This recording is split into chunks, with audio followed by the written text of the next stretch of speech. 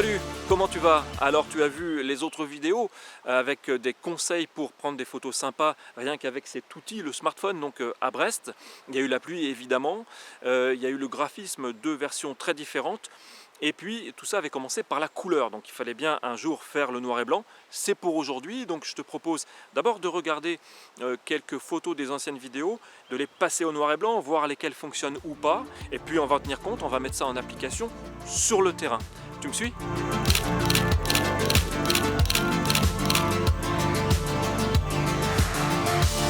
Alors, reprenons d'abord des photos que je t'ai déjà montrées dans les autres vidéos, mais tout en couleur, pour voir lesquelles passent bien en monochrome ou pas.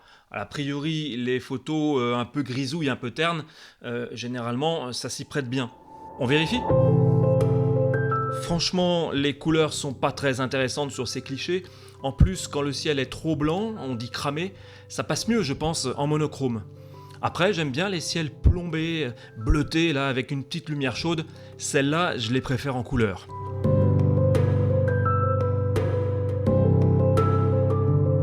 Mais les photos très colorées, celles qu'on a prises justement parce que leurs couleurs nous ont sauté aux yeux et nous ont fait appuyer sur le bouton, qu'est-ce que ça donne une fois qu'on les désature, qu'on les prive de ce qui nous a attirés?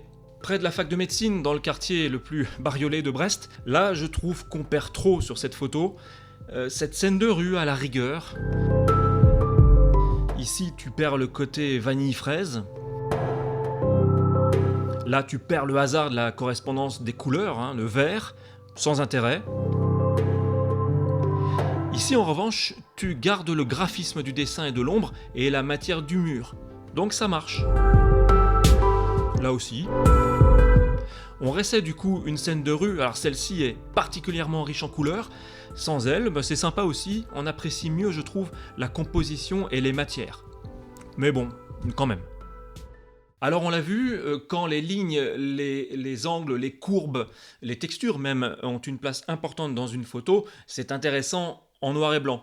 Je dirais même que plus c'est épuré et graphique, plus ça se prête au fort contraste. Ici, si tu enlèves l'opposition rose-vert, tu vois mieux le piéton et cette sorte de cage qui semble l'entourer. Là, le rappel des vestes jaunes m'a sauté aux yeux, ça marche sans et on suit mieux la ligne de fuite vers le centre. Au port de commerce, malgré le graphisme et le minimalisme de la scène, le jeu de couleurs l'emporte. Et le gris d'ailleurs en est une couleur. Sur l'église Saint-Louis, la couleur chaude est agréable, mais franchement, sans, on remarque davantage le passage piéton, noir et blanc s'il en est. Le jeu de lumière participe au contraste général. Alors voici quelques photos pour lesquelles j'hésite. Ici, est-ce que la couleur du café vous paraît essentielle? Et le corail des Halles Saint-Louis. Le tramway devant l'aréna, jeu de 3 couleurs fortes, ouais je sais pas. Le passage piéton en nuances de gris, les couleurs ressortent mieux, d'autant que le gris va avec tout. Plus dense, c'est mieux. La gare routière, vue du dessus, la couleur n'apporte rien, mais c'est un peu chargé, là, un peu fouillis, je trouve. Là, c'est mieux, même si j'aurais dû attendre le passage d'un piéton. Mais c'est un cas d'école où le sujet paraît idéal pour le noir et blanc, mais ce jaune amène le regard à lui. On perd ça dans le noir et blanc. Le vrai sujet de la photo, c'est peut-être ce jaune qui se singularise, voire le bleu plus discrètement. Et là, du coup, au Capucin, cette opposition jaune-bleu, sans elle, c'est confus, sauf à contraster fort. J'hésite là aussi, là, à toi de voir. Un effet de lumière qui se prête bien aussi au noir et blanc, c'est le contre-jour, tellement il met dans l'ombre les couleurs. Autant les éliminer, non ?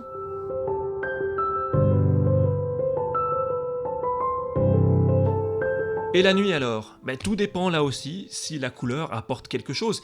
Ici, la mairie de Brest, le capteur a du mal quand il fait sombre, mais ça apporte un grain qui va mieux avec le noir et blanc. Ici, on peut aimer la lumière dorée ou pas. Là, l'opposition de couleurs a plus d'intérêt. Là, non. Enfin, là, son absence donne un côté polar. Et la nature dans tout ça? Là, sans la couleur, l'escargot se distingue un petit peu moins. Il n'y a que lui qui ne soit pas vert. Ici, cette nature morte se passe très bien du vert. Là, des deux effets, il ne reste que celui du flou et du net, mais sans le rose, c'est dommage, c'est confus. Ah oui, le noir et blanc, je ne l'ai pas dit, mais c'est capital. Il permet de supprimer une couleur qui distrait notre regard, qui nous détourne de l'essentiel. Là, c'est clairement le cas. Et quand on a vu pour la première fois notre chat, Pépito, le short rouge de cette jeune fille, là, il fallait faire quelque chose. Qu'il est mignon. Allez, on va mettre ça en application, mais avant, je vais te proposer un truc qui va te paraître peut-être un peu idiot. C'est de régler ton smartphone en mode noir et blanc. Un peu comme quand on mettait un film noir et blanc dans un appareil argentique. Celui-là, il n'est pas jeune. Dis-toi, aujourd'hui, pas de couleur. Alors, quand on regarde son écran de smartphone et qu'on voit tout en monochrome, ça peut être en nuances de vert, de rouge, de jaune aussi, hein, peu importe. Eh bien, ça aide. On voit tout de suite si le résultat va être bon ou pas, et on apprend petit à petit à voir en noir et blanc. Alors après, fais comme tu veux, mais moi je vais faire directement mes photos en noir et blanc. Alors pour ça, tu vas dans tes paramètres, tu appuies, tu trouves toute une série de filtres là. Tu peux prendre le noir et blanc contrasté. L'inconvénient, c'est que si jamais tu trouves que c'est trop contrasté, après tu ne pourras pas récupérer. Tu peux prendre un filtre blanc, noir et blanc plus terne. C'est moins sympa à la base, mais ensuite tu peux mieux jouer sur le contraste. Donc c'est une affaire de choix. Si tu prends contrasté dès le départ, tu sais que tu ne pourras plus y retoucher. Ce sera peut-être plus spectaculaire au départ, mais assez définitif. Je suis ici sur le pont Albert Loup qui longe le pont de l'Iroise et c'est Auban. Donc on enjambe les Lornes, on est entre Brest et Plougastel, on est à l'entrée de la rade de Brest. J'ai vu qu'il y avait un petit peu de lumière et puis des beaux nuages noirs, ce qui promet pas mal de contrastes et des belles matières. On ira ensuite pas loin d'ici au Moulin Blanc avec sa plage et son centre nautique.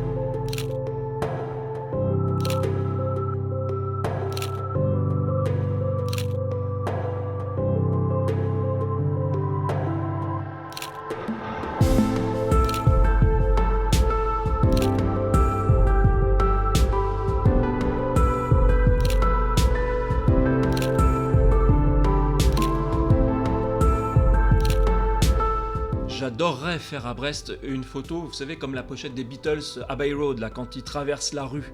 Avec mon chat, un zèbre, un panda, un lama, tout en noir et blanc, quoi. Comment ça, n'importe quoi? On a déjà vu au port 2 éléphants traverser le passage Clouté lors d'une brève échappée belle d'un cirque. Et voilà, c'est fini pour aujourd'hui. Merci beaucoup pour ton attention. À toi de jouer, ça vaut le coup et fais-nous de l'art.